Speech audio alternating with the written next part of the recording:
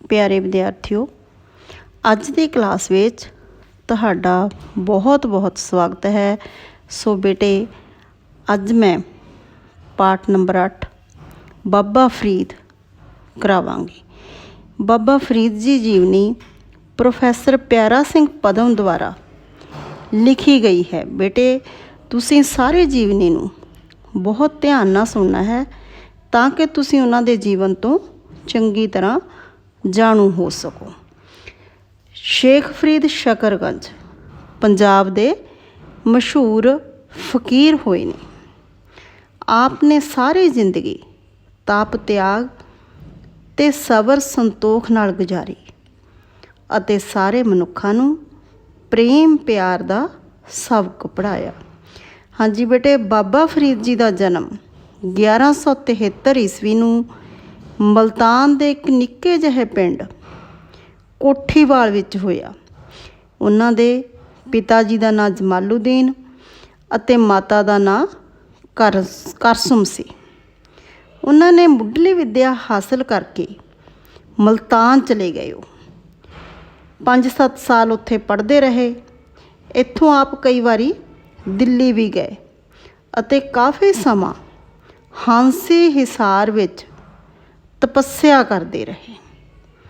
ਅਖੀਰ ਵਿੱਚ ਉਹਨਾਂ ਨੇ ਬੇਟਾ ਸਤਲੁਜ ਦੇ ਕੰਢੇ ਪਾਕਪਟਨ ਆ ਕੇ ਨਿਵਾਸ ਕੀਤਾ, ਭਾਵ ਉੱਥੇ ਆ ਕੇ ਰਹਿਣ ਲੱਗ ਪਏ। ਉਹਨਾਂ ਦੀ ਪਵਿੱਤਰ ਰੂਹਾਨੀ ਜ਼ਿੰਦਗੀ ਅਤੇ ਤਪ ਤਿਆਗ ਵਾਲੀ ਰਹਿਣੀ ਬਹਿਣੀ ਦੇਖ ਕੇ ਆਪ ਦੇ ਮੁਰਸ਼ਦ ਬਖਤਿਆਰ ਕਾਕੀ ਇੰਨੇ ਖੁਸ਼ ਹੋਏ ਕਿ ਉਹਨਾਂ ਨੇ ਆਪਣੀ ਗੱਦੀ ਹੀ ਫਰੀਦ ਜੀ ਨੂੰ ਸੌਂਪ ਦਿੱਤੀ। ਇਸ ਜ਼ਿੰਮੇਵਾਰੀ ਨੂੰ ਉਹਨਾਂ ਲਗਾਤਾਰ 32 ਸਾਲ ਨਿਭਾਇਆ। ਬੇਟੇ, ਬਾਬਾ ਫਰੀਦ ਜੀ ਬਹੁਤ ਉੱਚੀ ਕਰਨੀ ਵਾਲੇ ਫਕੀਰ ਸਨ।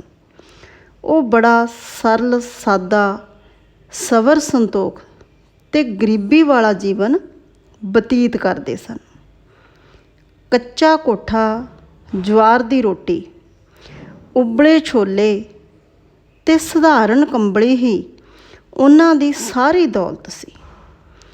ਉਹਨਾਂ ਨੂੰ ਜੋ ਬਾਹਰੋਂ ਚੜ੍ਹਾਵਾ ਆਉਂਦਾ ਉਹ ਫਕੀਰਾਂ ਦੇ ਲੰਗਰ ਵਿੱਚ ਪਾ ਦਿੰਦੇ ਅਤੇ ਗਰੀਬਾਂ ਨੂੰ ਵੰਡ ਦਿੰਦੇ। ਉਹਨਾਂ ਦਾ ਸੁਭਾਅ ਇੰਨਾ ਮਿੱਠਾ ਸੀ ਕਿ ਲੋਕ ਉਹਨਾਂ ਨੂੰ ਸ਼ਕਰਗੰਜ ਕਹਿ ਕੇ ਯਾਦ ਕਰਦੇ ਹਨ। ਹਾਂਜੀ ਬੇਟੇ, ਬਾਬਾ ਫਰੀਦ ਜੀ ਪਿਆਰ ਦੀ ਮੂਰਤ ਸਨ। ਉਹ ਹਰ ਹਿੰਦੂ ਮੁਸਲਮਾਨ ਨੂੰ ਪਿਆਰ ਸਤਿਕਾਰ ਦਿੰਦੇ ਅਤੇ ਰੱਬੀ ਪਿਆਰ ਦੇ ਨਾਲ ਨਿਮਰਤਾ ਧਾਰਨ ਕਰਨ ਦੀ ਪ੍ਰੇਰਨਾ ਦਿੰਦੇ ਸਨ। ਆਪ ਨੇ ਪੰਜਾਬੀ ਵਿੱਚ ਜੋ ਸ਼ਬਦ ਅਤੇ ਸਲੋਕ ਲਿਖੇ ਹਨ ਉਹ 200 ਤੋਂ ਵੱਧ ਹਨ। ਬੇਟਾ, ਉਹਨਾਂ ਦੇ ਸਲੋਕ ਸ਼੍ਰੀ ਗੁਰੂ ਗ੍ਰੰਥ ਸਾਹਿਬ ਜੀ ਵਿੱਚ ਵੀ ਦਰਜ ਹਨ। ਇਹਨਾਂ ਵਿੱਚ ਵੀ ਆਪ ਨੇ ਉਪਦੇਸ਼ ਦਿੱਤਾ ਕਿ ਸੱਚੇ ਧਰਮੀ ਪੁਰਸ਼ ਉਹ ਹੁੰਦੇ ਹਨ ਜਿਨ੍ਹਾਂ ਦੇ ਹਿਰਦੇ ਮੁਹੱਬਤ ਭਾਵ ਪਿਆਰ ਨਾਲ ਭਰਪੂਰ ਹੁੰਦੇ ਹਨ। ਉਹਨਾਂ ਦਾ ਸਲੋਕ ਆ ਬੇਟਾ, ਦਿਲੋਂ ਮੁਹੱਬਤ ਜਿਨ ਸੇਈ ਸੱਚਿਆ, ਜਿਨ ਮਨ ਹੋਰ ਮੁਖ ਹੋਰ ਸਿਕਾਂਡੇ ਕੱਚਿਆ। ਉਹਨਾਂ ਨੇ ਸਿੱਖਿਆ ਦਿੱਤੀ ਕਿ ਸਭ ਨਾਲ ਪ੍ਰੇਮ ਕਰੋ ਅਤੇ ਸਭ ਦਾ ਭਲਾ ਮੰਗੋ। ਜੇ ਕੋਈ ਬੁਰਾ ਵੀ ਕਰੇ ਤਾਂ ਵੀ ਭਲਾਈ ਵਾਲਾ ਵਿਹਾਰ ਕਰੋ, ਜਿਸ ਨਾਲ ਤੁਹਾਡਾ ਤਨ ਮਨ ਸਦਾ ਖੁਸ਼ਹਾਲ ਰਹੇਗਾ। ਸੋ ਪਿਆਰੇ ਵਿਦਿਆਰਥੀਓ, ਸਾਨੂੰ ਵੀ ਫਰੀਦ ਜੀ ਦੀ ਦਿੱਤੀ ਸਿੱਖਿਆ 'ਤੇ ਅਮਲ ਕਰਨਾ ਚਾਹੀਦਾ ਹੈ। ਸਭ ਨਾਲ ਪਿਆਰ ਨਾਲ ਰਲ ਮਿਲ ਕੇ ਰਹਿਣਾ ਚਾਹੀਦਾ ਹੈ। ਇੱਕ ਵਾਰ ਇੱਕ ਸੱਜਣ ਫਰੀਦ ਜੀ ਕੋਲ ਕੈਂਚੀ ਲੈ ਕੇ ਆਇਆ ਅਤੇ ਕੈਂਚੀ ਦੀ ਸਿਫਤ ਕਰਦਿਆਂ ਕਹਿਣ ਲੱਗਾ, ਇਹ ਬੜੀ ਤਿੱਖੀ ਹੈ, ਸੋਹਣਾ ਕੱਟਦੀ ਹੈ। ਤਾਂ ਫਰੀਦ ਜੀ ਨੇ ਕਿਹਾ ਕਿ ਭਾਈ ਪ੍ਰੇਮੀਆਂ, ਤੂੰ ਇਹ ਲੈ ਜਾ। ਸਾਡਾ ਕੰਮ ਕੱਟਣਾ ਤੋੜਨਾ ਨਹੀਂ, ਸਗੋਂ ਜੋੜਨਾ ਹੈ। ਤੂੰ ਮੈਨੂੰ ਇਸ ਦੀ ਥਾਂ ਨਿੱਕੀ ਜਿਹੀ ਸੂਈ ਲਿਆ ਕੇ ਦੇ ਤਾਂ ਕਿ ਮੈਂ ਪਾਟਿਆਂ ਨੂੰ ਜੋੜ ਸਕਾਂ, ਨਿਖੜੇ ਦਿਲਾਂ ਨੂੰ ਪ੍ਰੀਤ ਪਿਆਰ ਦੇ ਧਾਗੇ ਵਿੱਚ ਪਰੋ ਸਕਾਂ। ਪਿਆਰੇ ਵਿਦਿਆਰਥੀਓ, ਫਰੀਦ ਜੀ ਦਾ ਸਮਾਂ ਦਵੈਸ਼ ਅਤੇ ਨਫ਼ਰਤ ਨਾਲ ਭਰਪੂਰ ਸੀ। ਮੁਗਲਾਂ ਨੇ ਹਾਹਾਕਾਰ ਮਚਾਈ ਹੋਈ ਸੀ। ਇਤਿਹਾਸਕਾਰਾਂ ਅਨੁਸਾਰ ਜਾਬਰ ਮੁਗਲਾਂ ਨੇ ਲਗਭਗ 80 ਲੱਖ ਲੋਕਾਂ ਦਾ ਕਤਲ ਕੀਤਾ। ਅਜਿਹੇ ਖੂਨੀ ਵਾਤਾਵਰਨ ਵਿੱਚ ਬਾਬਾ ਫਰੀਦ ਜੀ ਇਹ ਸੰਦੇਸ਼ ਦੇ ਰਹੇ ਸਨ ਕਿ ਸਭਨਾਂ ਅੰਦਰ ਰੱਬ ਵਸਦਾ ਹੈ ਅਤੇ ਸਾਰੇ ਇਨਸਾਨ ਮਾਣਕ ਮੋਤੀ ਹਨ। ਸਭ ਦਾ ਸਤਿਕਾਰ ਕਰਨਾ ਚਾਹੀਦਾ ਹੈ। ਕਿਸੇ ਨੂੰ ਮੰਦਾ ਬੋਲਣਾ ਠੀਕ ਨਹੀਂ। ਇੱਕ ਫਿੱਕਾ ਨਾ ਗਲਾਏ ਸਭਨਾ ਮੈਂ ਸੱਚਾ ਧਣੀ, ਹਿਆਉ ਨ ਕਹਿ ਠਾਹੇ ਮਾਣਕ ਸਭ ਅਮੋਲ ਵੇ। ਧਰਮ ਦੇ ਨਾਂ 'ਤੇ ਮਲਾਣਿਆਂ ਅਤੇ ਫਕੀਰਾਂ ਦਾ ਪ੍ਰਪੰਚ ਆਪ ਨੂੰ ਪਸੰਦ ਨਹੀਂ ਸੀ। ਉਹ ਨਮਾਜ਼ਾਂ, ਰੋਜ਼ੇ ਵਗੈਰਾ ਦਾ ਫਰਜ਼ ਪੂਰਾ ਕਰਦੇ ਸਨ, ਪਰ ਜੇ ਕੋਈ ਇਹ ਸ਼ਰਅ ਸ਼ਰੀਅਤ ਨਿਭਾਉਂਦਾ ਅੰਦਰੋਂ ਸੱਚਾ ਸੁੱਚਾ ਨਹੀਂ ਤਾਂ ਉਹ ਵੀ ਉਹਨਾਂ ਦੀਆਂ ਨਜ਼ਰਾਂ ਵਿੱਚ ਪ੍ਰਵਾਨ ਨਹੀਂ ਸੀ। ਆਪ ਦਿਖਾਵੇ ਦੀ ਫਕੀਰੀ ਦੇ ਵਿਰੁੱਧ ਸਨ। ਉਹਨਾਂ ਸਾਫ਼ ਲਿਖਿਆ ਕਿ ਜੇ ਕੋਈ ਬੰਦਗੀ ਲਈ ਮਸੱਲਾ ਚੱਕੀ ਫਿਰੇ, ਮਸੱਲਾ ਹੁੰਦਾ ਬੇਟੇ ਨਮਾਜ਼ ਪੜ੍ਹਨ ਦਾ ਆਸਣ, ਅਤੇ ਦਿਖਾਵੇ ਲਈ ਕਾਲੇ ਸੂਫ ਦੇ ਕੱਪੜੇ ਵੀ ਪਾ ਲਵੇ, ਤਾਂ ਉਹ ਅਜਿਹਾ ਕਰਕੇ ਰੱਬੀ ਦਰਵੇਸ਼ ਨਹੀਂ ਬਣ ਜਾਂਦਾ, ਉਹ ਤਾਂ ਸਗੋਂ ਹਨੇਰ ਢੋਂਦਾ ਹੈ। ਫਰੀਦਾ ਕੰਨ ਮਸੱਲਾ ਸੂਫ ਗਾਲ, ਦਿਲ ਘਾਤੀ ਗੁੜਬਾਤ, ਬਾਹਰ ਦਿਸੈ ਚਾਨਣਾ, ਦਿਲ ਅੰਧਿਆਰੀ ਰਾਤ। ਆਪ ਦਿੱਲੀ ਦੇ ਬਾਦਸ਼ਾਹਾਂ ਦੇ ਹਮੈਤੀ ਨਹੀਂ ਸਨ। ਇੱਕ ਵਾਰ ਸੁਲਤਾਨ ਨਾਸਰੁਦੀਨ ਮਹਿਮੂਦ ਨੇ ਆਪਣਾ ਵਜ਼ੀਰ ਅਲੱਗ ਖਾਂ ਭੇਜ ਕੇ ਜਗੀਰ ਦਾ ਪਟਾ ਅਤੇ ਕੁਝ ਨਕਦ ਰਕਮ ਆਪ ਪਾਸ ਭੇਜੀ। ਨਕਦੀ ਤਾਂ ਆਪ ਨੇ ਲੈ ਕੇ ਉਸੇ ਸਮੇਂ ਦਰਵੇਸ਼ਾਂ ਵਿੱਚ ਵੰਡ ਦਿੱਤੀ ਅਤੇ ਜਗੀਰ ਦਾ ਸ਼ਾਹੀ ਪਰਵਾਨਾ ਵਾਪਸ ਮੋੜ ਦਿੱਤਾ।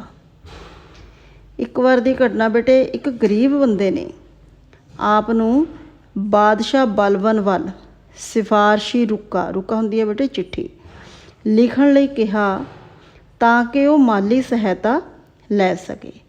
ਫਰੀਦ ਜੀ ਨੂੰ ਉਸ 'ਤੇ ਦਇਆ ਆ ਗਈ ਅਤੇ ਬਾਦਸ਼ਾਹ ਨੂੰ ਲਿਖਿਆ ਵੀ ਜੇ ਤੂੰ ਇਸ ਲੋੜਵੰਦ ਨੂੰ ਕੁਝ ਦੇ ਸਕੇ ਤਾਂ ਸਮਝੀ ਕਿ ਦੇਣ ਵਾਲਾ ਰੱਬ ਹੈ, ਤੂੰ ਨਹੀਂ।